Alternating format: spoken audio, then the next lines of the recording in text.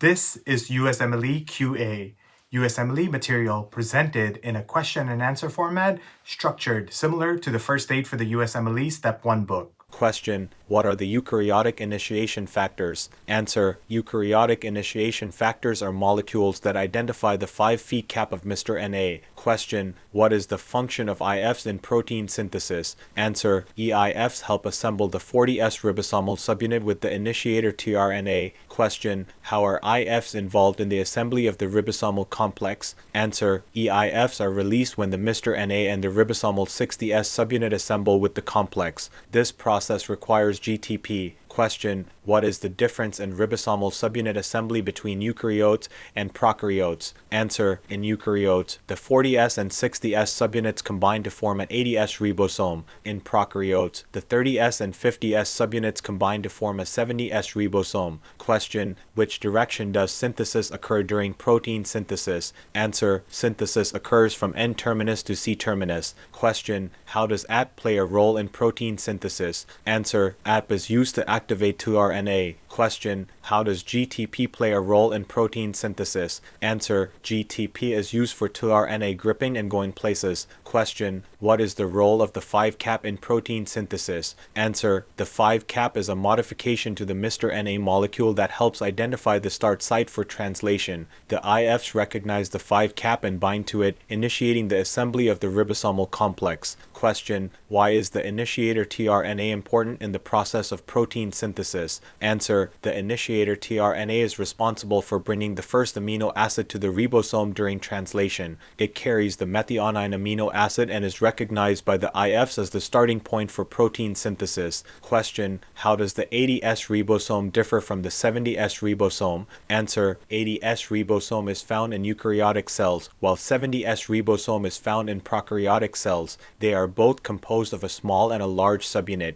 but the sizes of these subunits are different between the two types of ribosomes. Question: Why is GTP required for the assembly of the ribosomal complex? Answer: GTP is required for the eIFs to release from the ribosomal complex after the Mr. Na and the ribosomal subunits are assembled. The energy from GTP hydrolysis is used to drive the formation of the initiation complex. Question: What is the difference between tRNA activation and tRNA translocation? Answer: tRNA activation, also known as charging, is the process of adding an amino acid to the tRNA molecule. tRNA translocation is the movement of tRNA from the S site to the P site on the ribosome during protein synthesis. Question: How does the N-terminus to C-terminus direction of protein synthesis relate to the order of amino acids in a protein? Answer: The N-terminus, or the amino end, of a protein refers to the end where the amino acids are added first during synthesis. The C-terminus, or the carboxyl end, is the end where the amino acids are added last.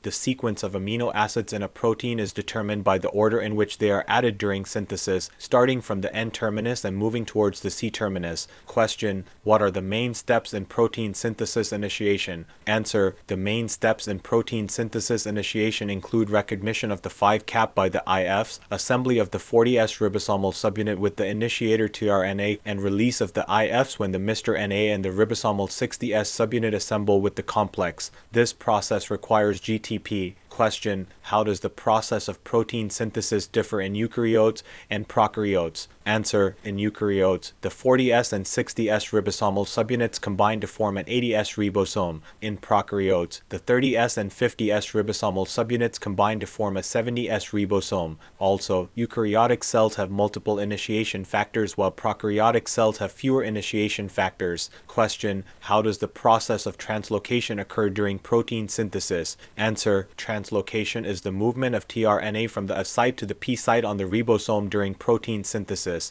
This movement is driven by the hydrolysis of GTP and facilitated by the movement of the ribosomal subunits. This process results in the formation of a peptide bond between the amino acids carried by the tRNAs and the N-P sites. Question: How is the process of protein synthesis regulated? Answer: The process of protein synthesis is regulated at multiple levels, including transcription, translation, and post-translational modification. The rate of protein synthesis can be controlled by regulating the availability of Mr. Na, the activity of the ribosomes and initiation factors, and the modification of the resulting protein.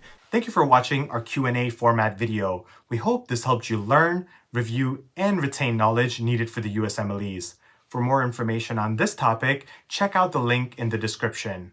Now, if you want to take your USMLE prep to the next level, be sure to check out all our courses, which are structured to follow along with the First Aid for the USMLE Step 1 book. You can find us at USMLEQA.com. And if you're watching this on YouTube, be sure to like and subscribe.